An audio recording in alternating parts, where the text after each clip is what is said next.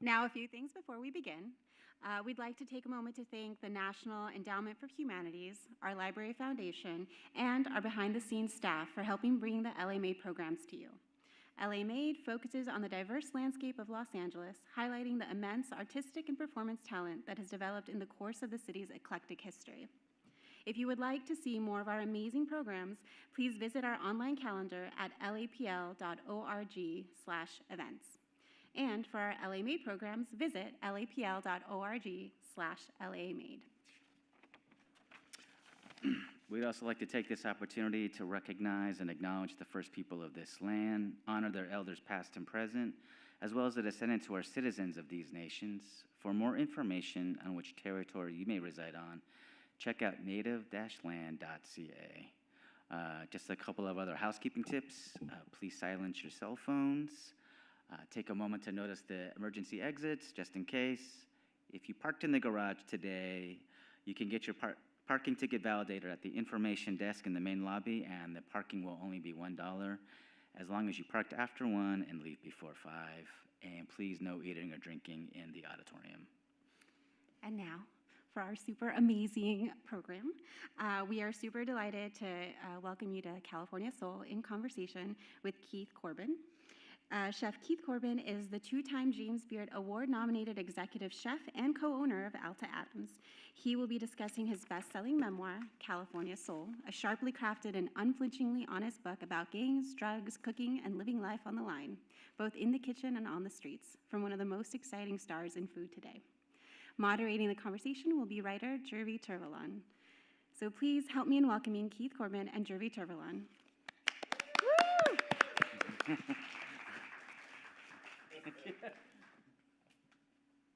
Hello, everybody. I just wanted to ask because we have a full house. How did you find out about it? I actually live in Oakland, and I've been hearing about your restaurant, and I was visiting my parents, and I looked on your website and saw your name, so I thought I'd ask you. Awesome. I debuted the restaurant in Oakland. So that's why I kind of got the feel for the dishes that I was creating they're all Oakland approved. Yeah. How did you? I work here. Oh. Well, we're gonna have fun. The message is for the people that's here, right? Absolutely, go for it. And it's on YouTube. It's live right now? Hello? Ah! Oh, go ahead. Okay. I'm a writer. I've written a number of books set in LA, particularly Black Los Angeles. And, Keith's books about, he's writing about food. He's a, incredibly talented chef. But what he writes about Black LA and is, I haven't read that description anywhere else. It's written with this clarity, but, and I guess this understated passion about what it's like to grow up in a Black neighborhood in Los Angeles, to deal with the violence, to deal with trying to make a life for yourself. And all of that's included in this kind of, it reads very quickly. So, to some extent, I don't think he knows exactly what he's accomplished because it's significant. I mean, it really is pretty damn singular. And, as a former high school teacher, books like that should be taught in the school districts, not only because the writers benefit when they actually buy your book and it gets in the classroom, but because the kids, young people, and not just young people, need to see what the life is like. And to some extent, one of the things that become very apparent in his writing is how violence functions, and in our culture, particularly in places like Black Los Angeles or Latino LA, just the fact that you can get almost any kind of weapon you want. And if you have a culture that essentially will allow that to happen, there's going to be victims. And Keith writes about that directly and indirectly. So if you get a chance to read the book, I'd be very interested in your reactions to it, but also pay close attention to the issues of violence that he writes about. Other comments? Jump right in.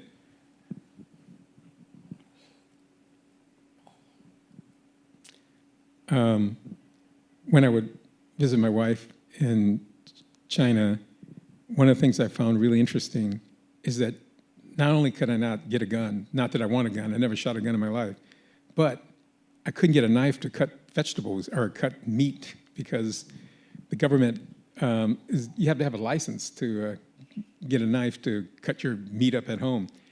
And that's kind of extreme, but you would think that at least with our AR-15s, you would need a license and all this other stuff. But we're not like that, so. Yeah, so I know in the book I talk about a lot of like crime and violence. But for me, I'm a firm believer that 90% of the crimes that's committed in the inner city are crimes of poverty, right? If you remove the poverty, a lot of those crimes go away, you know? And then you look at areas where you have people that's rich and that commit crimes. They call them white-collar crimes or whatever the crimes are, right? But I don't think they have a reason to. But they're not punished or even exploited on the news like the crimes that's created in Watts and Compton, where people are just like trying to survive. You know, if you have a population of 40,000 people and you only have like 5 or 6 fast food restaurants in that community, and there's no investment in that community for mom and pop stores or small businesses, then there's an opportunity for employment, right? But you still have this family to feed. And so I think like that's where a lot of the crimes come from, but they don't want to talk about that. Any comments?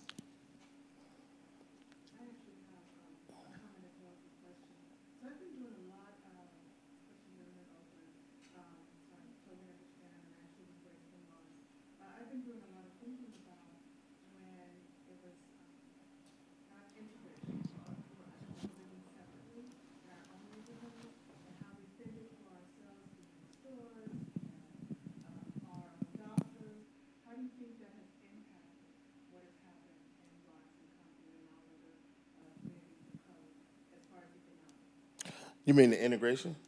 Martin Luther King even said that was a mistake.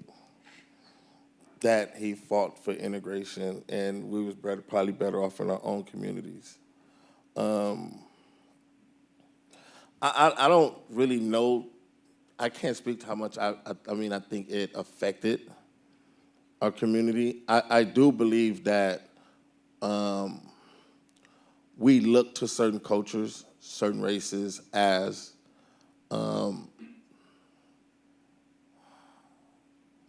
the line, and so we go after that, right? Like fashion, for instance, like we don't copy fashion from what we create, it's what other people are creating, right? We always want to go chase other cultures, other classes of people, and I think that affects us a lot. And so I think doing that integration, like that plays a part in it, you know? It's just my opinion.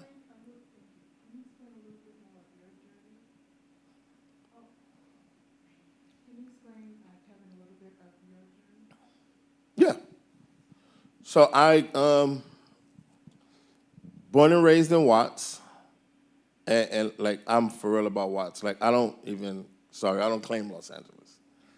Like I'm from Watts. And the reason I feel that way is Watts is an unincorporated area of Los Angeles. And for my whole life, I never felt that the city of LA like embraced us. And not the people, but just the city. Never invest in there. Like the whole, after the riots, the rebuild LA, there was no investment in Watts. Watts has always felt like this outhouse, this back house, where you store the things that you don't want people to see or not worthy of showcasing in your home. You just throw it in the shed. To me, that's Watts to Los Angeles. And so, like, I really feel there's a separation there. And so there's never been any investment in Watts in our community. Not during the We Build LA, not doing anything. And so my family didn't have opportunities before me. The only thing they had was crime, poverty, and drugs. And so when I was born, my path was already set forth, right? When I got about 13, my older brother was like making sure I was all right. My mother was on drugs, my granny was older. My brother was, he was a drug lord in the community, sold a lot of drugs. And so when it came time, when I got about 13, and he got tired of me asking him for his money, you know, he couldn't teach me how to write a resume. Like, he didn't have an infrastructure or a network to call a friend and get me a job. What he did was took me in the kitchen and taught me how to cook drugs. And, like, that's the story of a lot of people in our community, right? Because there's nothing set up, like, there's no network or resources set up. You have other races, other cultures, you know, you go off to college, come home, dad got a business to put you in, or he has a friend and make a phone call, put you in the law office. We didn't have that. I didn't have that. And so venturing through the drugs and the gang culture, I wound up going to prison and spending 10 years. After my time, my bids, I decided to do something different, you know? After I finished that 10-year bid, a lot of the people that I was running with was deceased, either spending life in prison or had been killed. Majority of my friends had been killed. And I just didn't feel that they were replaceable. And so I didn't come home to hook up with the younger generation. I didn't hook up with no new crews and, you know, try to fit in. I just was on the island doing my own thing. And one day my daughter asked me, was I a gangster? And I told her, no, I'm your dad. But I was always a firm believer that whatever you did, you stood on it, right? Whatever decisions you made, you stood on it. And the fact that I had to lie to her or deny it to her really let me know on the inside that I didn't believe in what I was doing and the lifestyle I was living. And so I sought to change my legacy and change the narrative and conversations that people were having about me, with me, around me, and the conversations that I was having. And that was in 2014 that this started to come about. 2016, I got my very first job at 34 years, 2016 at 36 years old. Got my very first job working in the kitchen. 2 years later, I opened my own restaurant, which is Alta Adams on West Adams. That very year, we made Nationals Best, 101 Best, top 17 restaurant in the country, and my whole management team at that time was ex-felons, ex-cons, formerly incarcerated, however you want to put it, come from impoverished community, underserved communities, people that had never had a job before. And so we showed America or showed society what we can do if we were given an opportunity. And we have made 101 Best Restaurant every year for the last 5 years. Top 17 restaurant in the country. And so that's a little bit about me. Yep. What do you think about what's happening now with gentrification? You know, I grew up in the Jefferson area of of LA, and Jefferson Park, and now that used to be largely a black neighborhood, you know, Baldwin Hills and all that, and now it's, you know, gentrification is accelerating. I tend to stay away from that topic. That topic can get you in trouble, right? I mean, and it's just all point of view, you know. If you're a property owner, if you're a business owner, then like having this change it benefits you, right? If you're a home renter, it doesn't, right? If you want to go back to the 40s and 50s, where blacks was moving into white neighborhoods, like, was that considered gentrification? Like, so it's just depending on how you view it and the position you in, right? It doesn't affect everybody the same. Yeah, and also the idea is that the government could create, housing if that was the issue. Well, I don't think it's housing. There's plenty of housing. I think that there's like lack of opportunity, right? I'm not a believer in low income or giving me something, right? Like, I can't pass that shit on, I can't pass that on to my kids. I can't pass your low income housing on to my kids. That's not an opportunity for generational wealth. What I believe needs is opportunities needs to be created. What I believe needs is investments in communities needs to be created. Not no more $30 a month housing. You know what I mean? That does nothing for us, right? That just keeps holding us back and keep other cultures, races moving forward, right? I don't want to rely on the projects. I don't want to rely on rent based on my income. That's just me. Yeah. And that's just how I feel, because I'm thinking about the future and my kids and generational wealth. And low income doesn't do that for me. Neither does the county. Yeah. Well, other questions? Yeah, go ahead.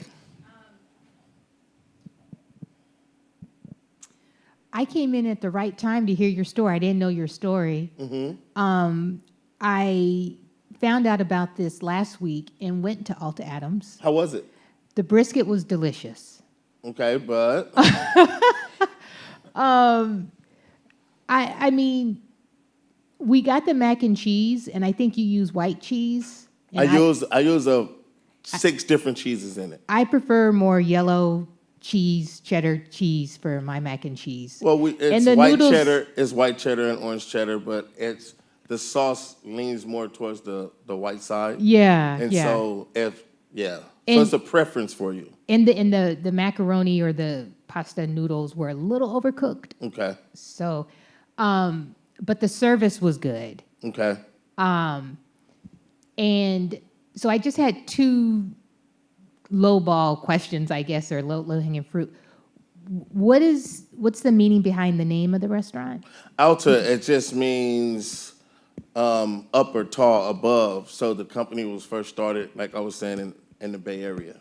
Oh, okay. And so like you have Baja California, Alta California. And so the Alta is originally, the company that we had was originally in Oakland. Okay. Oakland and San Francisco. Okay. And then you mentioned that there were ex-felons that was your management team. So were the people serving us, were they ex-felons? So too, you have formerly incarcerated throughout that restaurant. Oh, The kitchen, front of the house, the bartenders or the bar, like you have them throughout. Oh, okay. And so our first time getting a job, that's kind of what our focus is. Like, I really believe if you can go get a job at any restaurant, then go to that restaurant. Like the restaurant that we have is for people, because who's the gatekeeper? If experience is the prerequisite for something, then who's giving the unexperienced the opportunity? And that's what we do at Alta. And it proves to be very difficult, right? Turnover is really high. Because you have some people that's in a time in their life where they feel they're ready for the next step, and then they take on this challenge and they realize they're not. And so then they move on, and then we have to replace them. Or us as managers have to compensate and put in all these extra hours because people are coming and going. You know, you have some people come get their first check, don't know how to handle that money, and don't show up. You have some where, the neighborhood's throwing the party, and, they call off. And so it proves to be difficult at times, the way we practice hiring, but I'm committed to it. Because without that first opportunity, I I wouldn't be where I'm at. You know what I mean? So I was formerly incarcerated, spent 10 years in prison, never had a job in my life, known drug dealer, known gangbanger, got that opportunity, didn't treasure it. I also quit 4 times, but the company kept encouraging me to come back. And what they did was invested and moved me to the Bay Area to get me out of the community where I was at. And so I had nothing but time to focus and learn. And today, I'm a homeowner, I'm an author, I'm a producer on my own show. And just October 17th, I just got my whole background partner. Oh, wow. And so Congratulations. it's what opportunity can do for us. And that's why I'm big on opportunities, right? Not low income. And I'm from the projects. Love them. They tear my projects down. I go down there, I cry, right? I cry for what I knew as my home to be gone, but I'm also rejoicing for what the next could be because my projects had a lot of history, a lot of death, a lot of ghosts in the corner. And so it's a new opportunity for the youth there now. But what are they surrounding that new community with to give these kids a chance? Other than that, it's just going to be a new project. Can I ask one more question since Yeah. I'm a little greedy. It's normally, well, anyway. As a Black man, how important do you feel it is for people in the community to see you doing this? It makes all the difference in the world. And that's why I've got to remain tangible. And that's why I'm in the kitchen. I'm in the restaurant. When I leave here, I got my chef jacket in the car, right? I'm going to throw it on, and I'm going to get amongst my team, right? And I'm going to share this story, and I'm going to continue to share my stories with them because they need to know not only what I'm doing, but where I come from. They need to know and hear my stories so they can know that they're their stories, right? Because in order to inspire or motivate someone, they have to connect with you.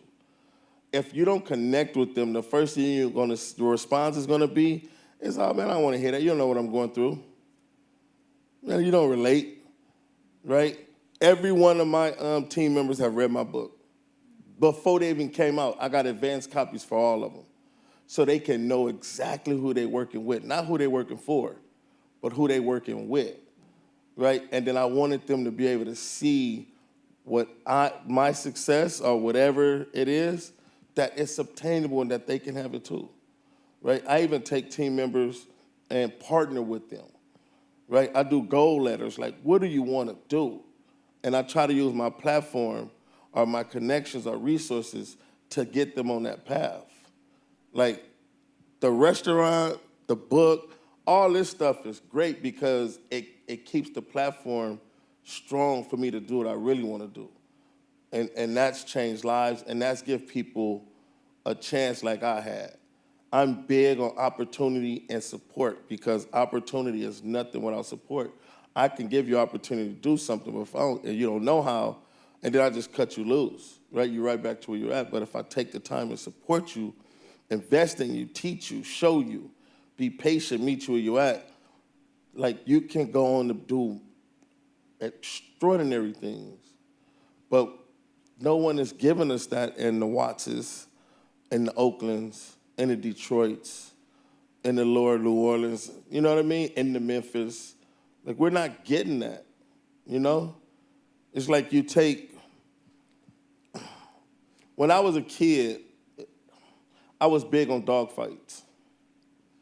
And one of the ways I used to get the dogs to fight was I would put 2 dogs in the same vicinity and put one piece of meat down, right? And watch them try to kill each other over it. That's exactly what is going on in our community with the minimum and lack of resources, right? And then I would like sit there and be like, look, I told you, he vicious, he a killer. That's exactly what they're doing to us, right? They have us redlined in these communities, boxed in, giving us a minimum amount of resources, and watch us fight over it and then put us on the news and portray us as being vicious and animals, right? To justify caging us up. Like, that's exactly what's going on. And that's just what I believe. Your depictions of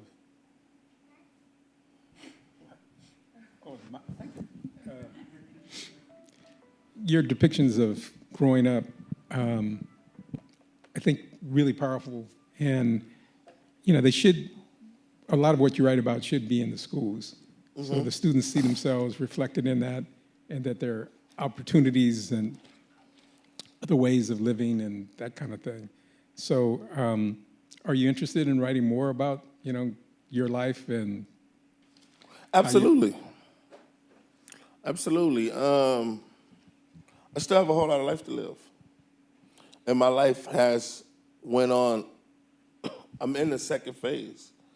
And so at some point I would love to write an extended version. It's not the time today.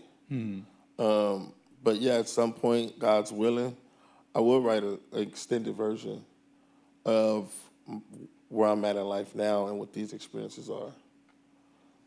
It's funny, when I was reading the book, one of the shows that kind of rocked my world for a while was The Wire. And I was thinking, damn, this kind of reminds me of The Wire, which I thought was, you know, I never saw anything like The Wire. Yeah. So then, you know, I started reading your stuff and your depictions of violence and survival and that kind of stuff. And it's all subtle. You're not like banging a drum. Glorifying it. Yeah. Just as a matter of fact. Yeah.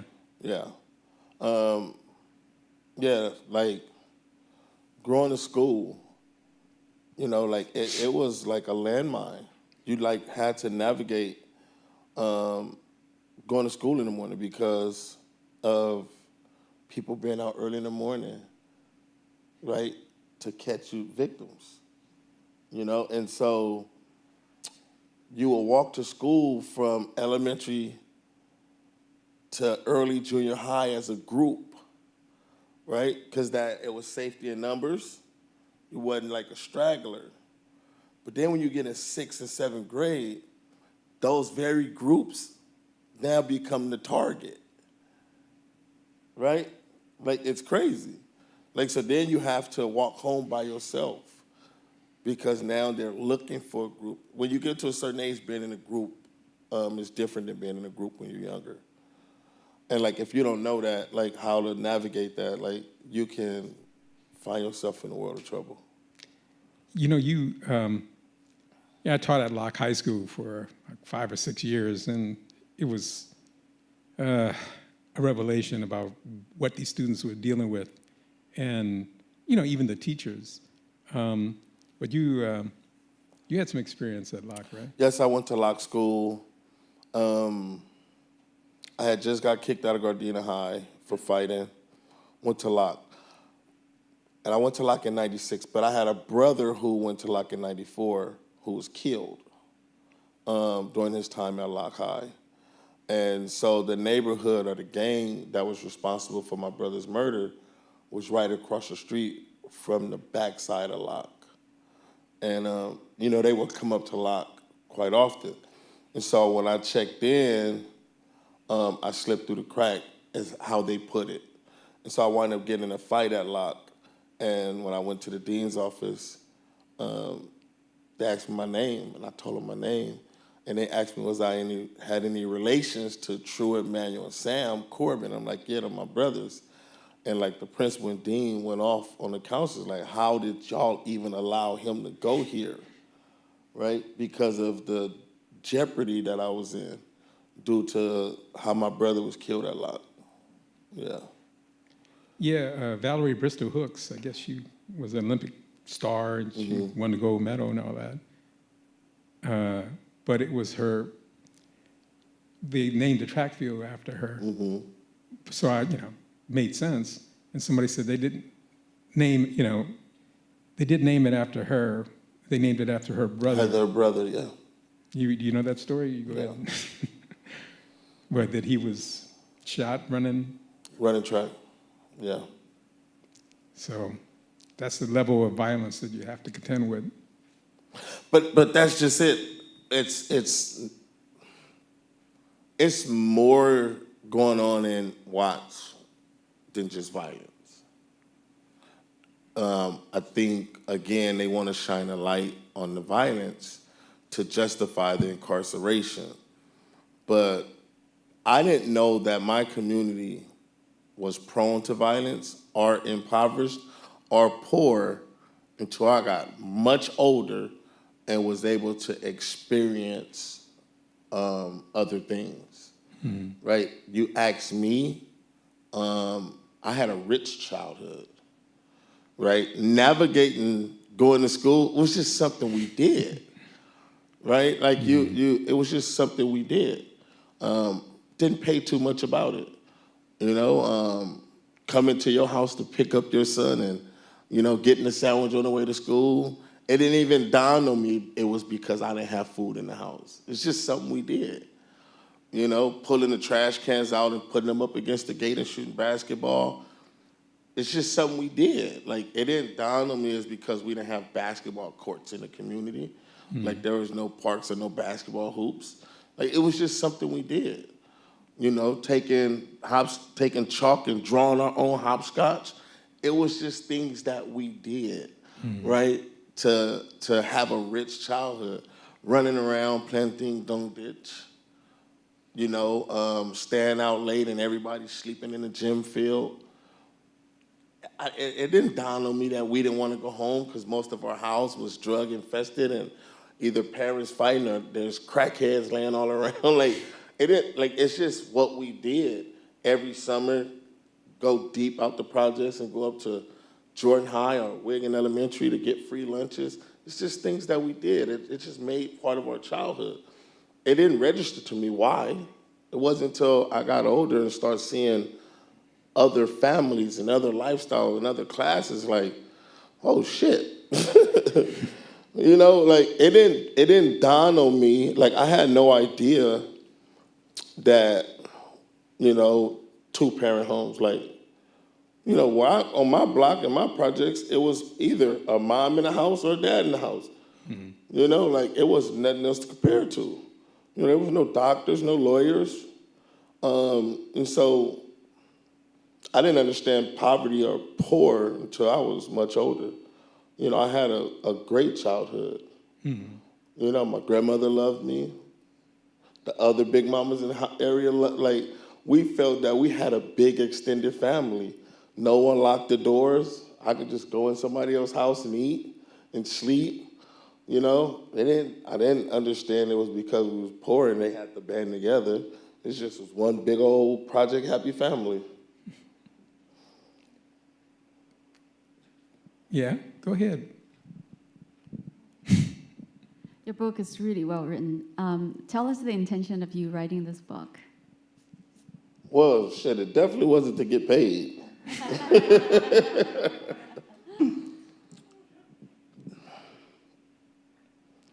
I think when the opportunity first came to write the book, it was more so about having the opportunity to write a book.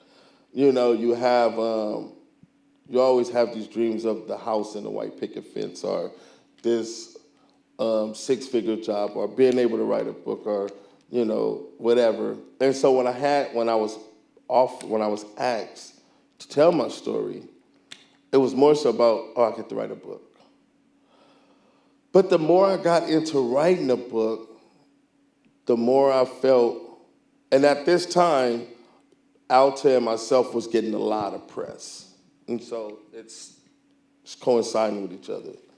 And I'm reading all these headlines of ex-con to head chef, from projects to the kitchen, blah, blah, blah. And it just wasn't that easy. You know what I mean? And I think these sound bites began to get to me. And I used that as an opportunity as I was writing the book to take back my narrative and tell the entire story, because I'm a big believer in if you don't tell the whole story, then the version you told me is a lie, right? And so I couldn't put my whole life in the book, but from my youth to where I'm at today at that time, I was able to tell that whole story. And so, and in telling that story, I didn't want it to be this rags to riches. You know what I mean? Like, I wanted to tell a story that can connect with people, that can inspire people. And so the book is told in two parts. It's told in my addiction, in my gang life, in my prison life, like all those nuances, what it's really like in county jail, what it's really like in prison, what it's really like coming up in the streets of LA, what it's really like having parents on drugs, what it's really like having your older grandmother raise you who can't really pay attention to what you have going on, what it's really like, right? And I thought it would be important because when you read that, right, you can relate to that struggle. So then when you get to the restaurant, the news, the success, then I want you to be able to see that you can get it. Like, you can have it too. And so, like, those were the angles I was thinking about writing the book. How would you define California soul food? What's the difference between that and normal, regular soul food? And to take you 2 years from working in a kitchen to opening up your own restaurant, that's incredible. Yeah. Well, incredible. Again, poverty breeds entrepreneurs, right? We don't breed employees. We don't have opportunity to work. And so I've always been an entrepreneur, whether I sold drugs, whether I sold candy as a kid, whether I cut grass, whether when I got to prison, I learned how to make liquor and sell that, whether I sold burritos, whatever, poverty breeds entrepreneurs. That's just a fact. And so even with getting that first job, I knew working for someone wasn't gonna last long. I tried to quit 4 times. And that's why people, when they come into my restaurant and work, I automatically try to tap into what is it you want to do? Because I know we're on a time restraint. Like from the way I hire, I'm hiring myself. And it's like, okay, how do I help you get to where you're going, right? And if I can help you do that, then you can be more of a representation of someone who comes from this that can have some level of success or some level of financial freedom. But getting back to California Soul, when I look at soul food and the creators of it, our Southern cuisine, right, is our enslaved ancestors. And so when they were brought here, they created a cuisine from new ingredients, right? And so same techniques that they had, same ideas, just new ingredients. And so we're in California, and so it's like, why can't I deframe it and reframe it to California, right? Using the same idea, the same techniques, just the beautiful bounty that California has to offer, and keeping true to that theme of how it was created.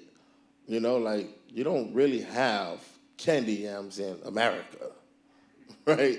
It's sweet potatoes treated as such. You know what I mean? Gumbo, as we know it, is a spinoff from gumbo, G-O-M-B-O, which is traditionally an okra stew. Gumbo just translates okra, right? So it's just a one-pot dish that was created on the coast of Africa in the Congo and brought over here. You know what I mean? So it's just keeping to those same themes and trends and using what we showcase in California. Like, why would I send for catfish when we have beautiful fish in the Pacific? You kind of get what I'm saying? Yeah. My mom loved to make okra gumbo. I don't think she ever thought it was African, so that's really cool. Okra derives from Africa. Yeah.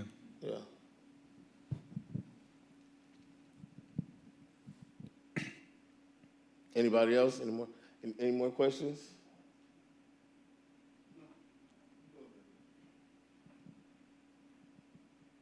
I was going to ask you about your friendship with Chef Choi. Oh, my best friend. Him and Daniel. I literally just got back from Vegas yesterday and just dined at Roy's restaurant, best friend, in the MGM Grand. But yes, definitely a mentor, definitely a friend, definitely credited to also being a part of the team that gave me my first start by opening the restaurant LocoL in Watts. It had since closed down, and I was able to go back and get it. And so to reopen it as a nonprofit, to give people in my community the same opportunity I had in the very same restaurant that I worked at, which now I'm running. You know, Jonathan Gold, he took me to LocoL when it first opened, and man, if he were alive, he'd have been at your restaurant all the time. I mean, he would have adored you, man. Yeah. He gave us best restaurant of the year that year. I just had a quick question. How do you motivate some of the young people that you have to hire and stuff? How do you motivate them to achieve any kind of goals? Because, I mean a mixture. I meet SC students on the train. I meet different people out in Santa Monica. I meet people from Skid Row. And sometimes it seems like the people aren't motivated to do anything. I mean, how do you get people just motivated just to show up to a job 5 days? Yeah, and I run into that, but I believe that people pick up speed at their own pace, right? No one's out the gate as fast as this person or that person. For me, I like to motivate by being present, being right there, right? Pushing them along, encouraging them. Also, finding out what their interest is, you know, and kind of tapping into that. You know, the kitchen, yeah, it's about cooking, but I think we're nourishing more than your belly. And so, yeah, I just try to motivate by getting to know them and motivating them in the areas that they're already interested in.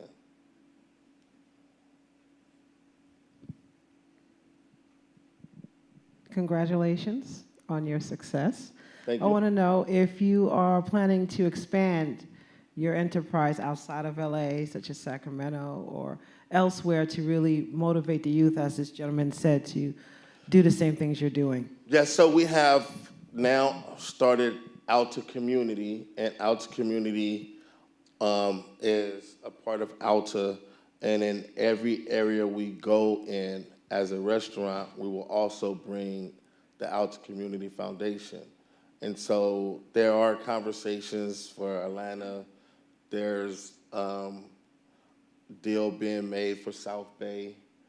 And if opportunities present themselves and things align, I'm willing to go anywhere as long as, you know, we're staying true to our mission and going into the communities that need a restaurant like Alta that, one, provides good food, right? That provides opportunity, and that's there to like uplift the community, not change it. You know, when we first opened Alta, we went in to be a part of the community that was present, not trying to foresee what the community would look like in 20 years.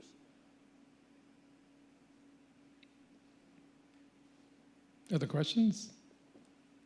You ever spend any time in Baldwin Hills? So I lived in View Park. Oh, you do? Okay. I don't live there now, but yeah, I sold my house 2 years ago.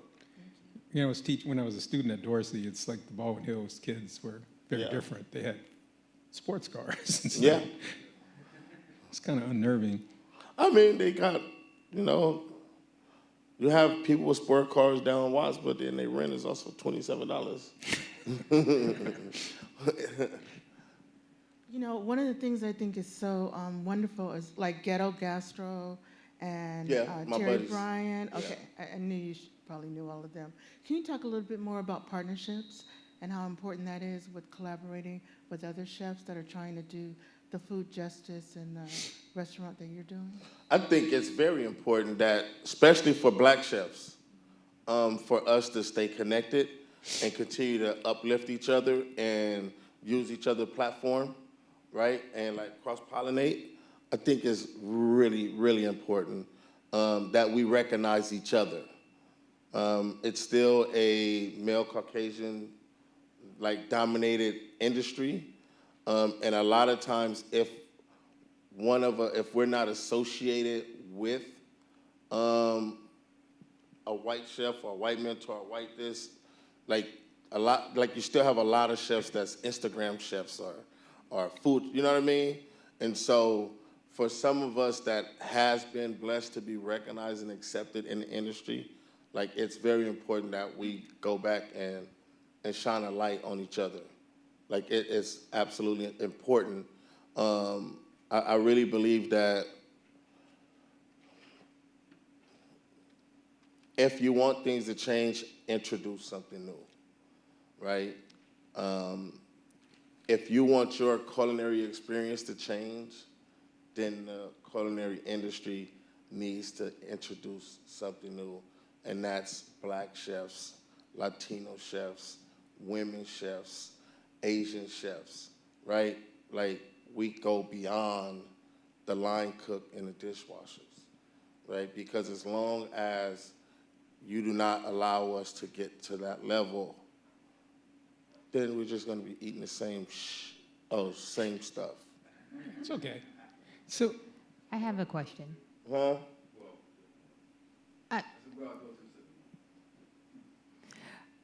So I'm originally from California. I moved back after several years in May. From where? Chicago. Awesome. And when I meet new people, I always ask them what's their favorite restaurant. So can you give me maybe 3, Black-owned or not, it doesn't matter, but that I can add to my list? I'm definitely putting yours on rotation because I just want to support you and, meet people there. I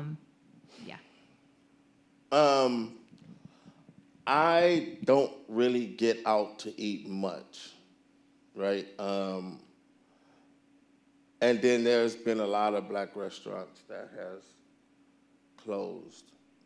But I love supporting, like I say, those chefs that's not been recognized. Like, you have All Flavor No Grease, you have Taco Mail.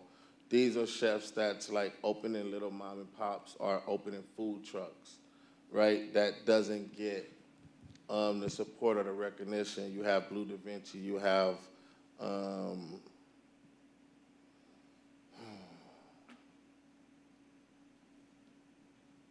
yeah. You got those names? All Flavor No Grease, Taco Mail, Blue Da Vinci. And then you have Spanking them, Trap Kitchen. Oh, yeah. Right? Are these restaurants or they're all food trucks? They're trucks, and then some of them have restaurants. Like, you have some of those fellas speaking about collaborating with each other, like Blue Da Vinci, All Flavor No Grease, and one more. They actually opened up a food court, right? In Inglewood. It's a restaurant off of La Tierra and Centinela, or somewhere right there. They have a restaurant called The Court, where the 3 of them brought their flavors and dishes together and created an experience. And they actually just expanded and opened one up in Vegas. So they do have like sit-down locations, and they also have food trucks. I was wondering, is Frank's Place the only TV show that ever had run by a Black chef? I have no idea. Did you watch Frank's Place or? No. Oh. Anybody watch Frank's Place? No? Okay. Don't watch it. Okay. Any more questions, comments? I'm hungry. What's your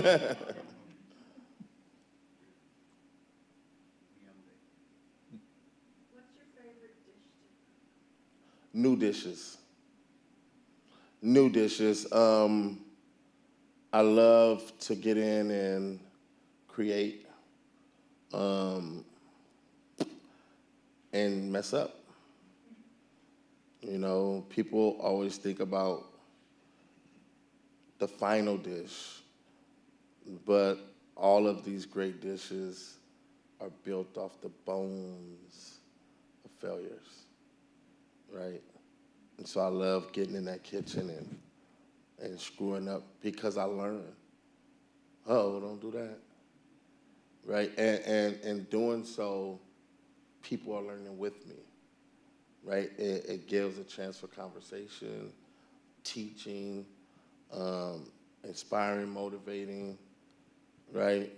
And it's more laughable when you're screwing up with other people, right? I think about my childhood and all the things that we got into, right?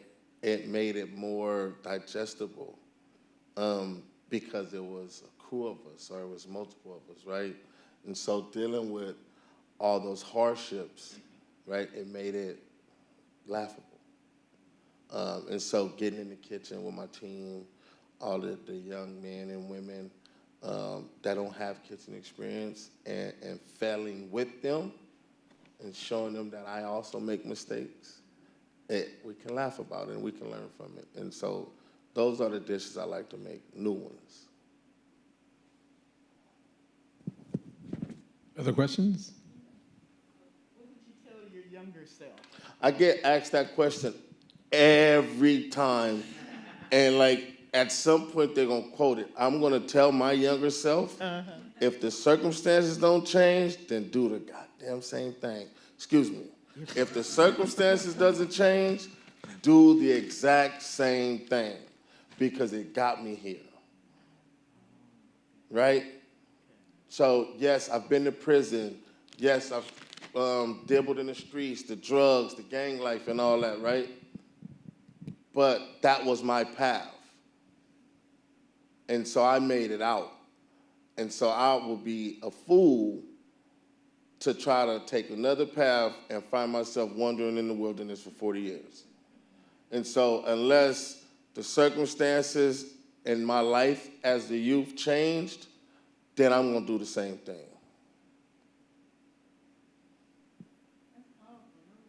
Yeah. Oh, no regrets. No, I don't have any. In every room I'm in, I belong there. There's no imposter syndrome neither. I belong in every room I'm in. Yeah. Those are great titles for books, man. You got to start writing that stuff. Yeah.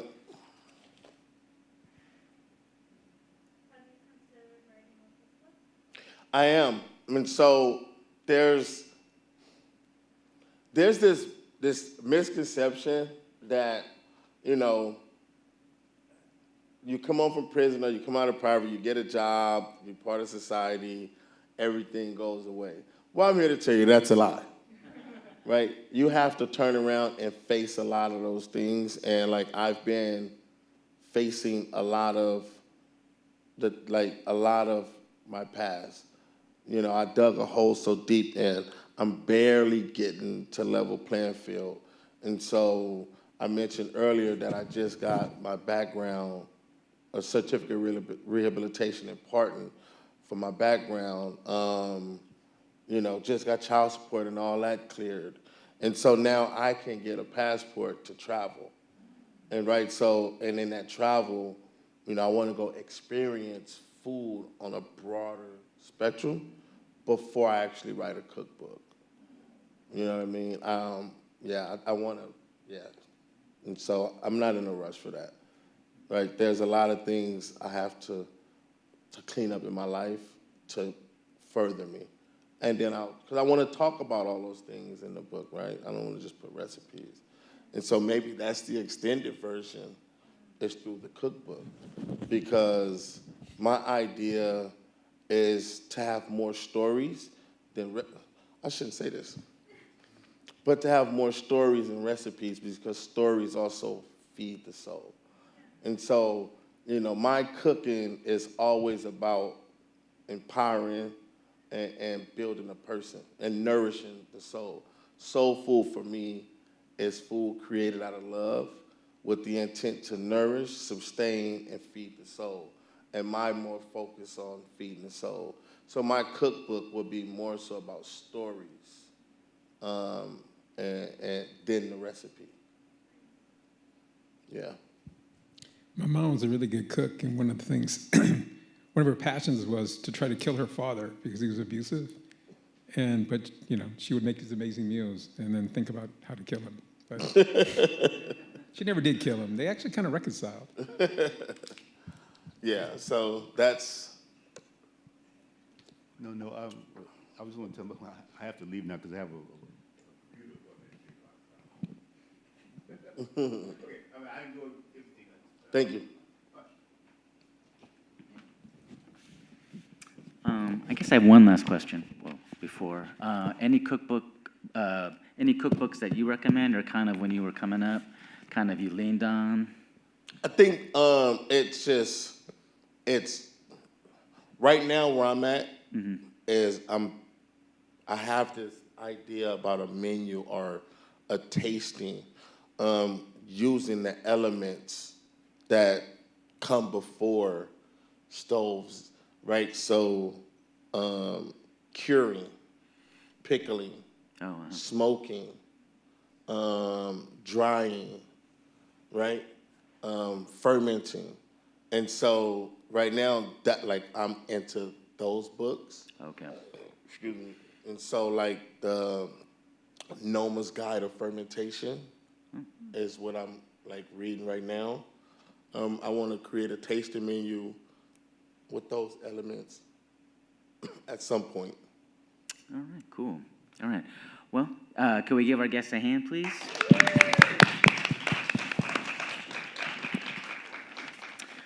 All right. Well, thank you so much for attending today's LA Made. Please check out our LA Made landing page for upcoming programs, including a musical concert produced by promoters Sid the Cat. We also have the Art Collective Self-Help Graphics' 50th anniversary and other programs coming up. And we want to remind everybody that you have 2 more weeks to explore, observe, and connect through our LA Bio Blitz Challenge. So just make sure to go out there, get out in nature, observe the different species that we have here in California, and upload them to iNaturalist. Thank you. Also, come celebrate Dia de los Muertos with stories, music, and art in both Spanish and English next Sunday on October 29th. This family-friendly event is from 2 to 4 p.m. here at Central Library and will be free and open to all. We have lots of really fun activities, so we hope to see you there. And then as a special treat for all the patrons who came, we do have signed copies of California Soul. So Steve will be coming out and handing those out. So thank you for attending. Enjoy your free copy of the book. And, well, until next time, thank you all so much again for joining us. The success of LA Made and all of our library programs could not happen without the support of patrons like you. And for everyone watching us at home, thank you so much. And have a great rest of your day. All right, thank you so much. Thank you.